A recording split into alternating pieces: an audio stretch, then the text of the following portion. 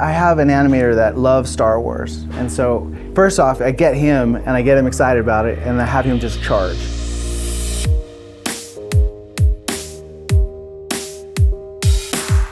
Every character starts out with the creator of that character. The first thing is a lot of research, and it's a little bit tricky for characters that haven't yet been released. When we started Kylo Ren, we didn't have a lot of reference. There was a lot of secrecy around the film, so a lot of what we came up with for him, we had to speculate.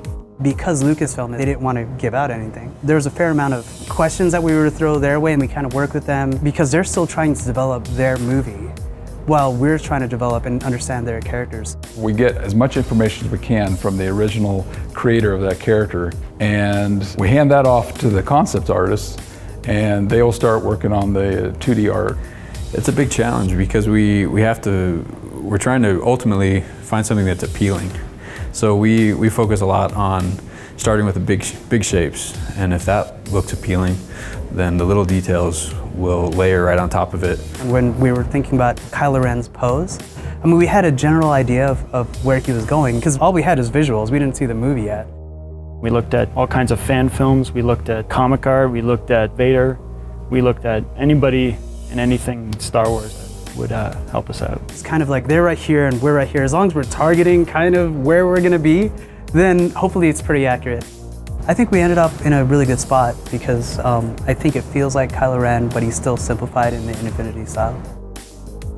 It's really important that it's representative and it's authentic to that character, but it's not that character. Because eventually all these characters have to belong together in the Infinity universe. Even though we have a certain style for Disney Infinity, every character is kind of a new challenge of trying to bring that character into our style. If you count it right now, I think there's like over 100 avatars, all on disc.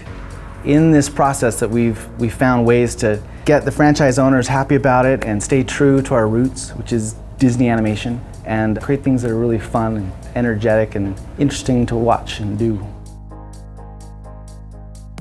Like, how do you know when it's appealing? You just kind of know when it happens. We find that stylization that works for Infinity, and then we have to go back to the creators and we say, is this what you feel represents your character the best? Then we hand that off to the 3D modeler. We're essentially interpreters, and so we have to interpret a 2D design into 3D. Now that we have so many characters in Disney Infinity, we have to compare them all, and so they all look like they're supposed to look next to each other. When it gets too thin, it won't print or it won't hold up in the manufacturing process. So like lightsabers, we have to thicken those things up, and crazy things you don't really think about unless you're making the things. We'd always be surprised at details that were way too strong on the monitor, or details that we thought were strong and were diminished, and so it became clear very early that we needed our own 3D printer so we could start getting feedback much earlier, and real feedback, of what the figure is really going to look like. If we're going to make these things, I really don't want them to end up in a box in a closet. If you're not playing the game, I want them to be sitting up on a shelf. And so that process of working with our concept team and all that kind of just came together and created what became Infinity.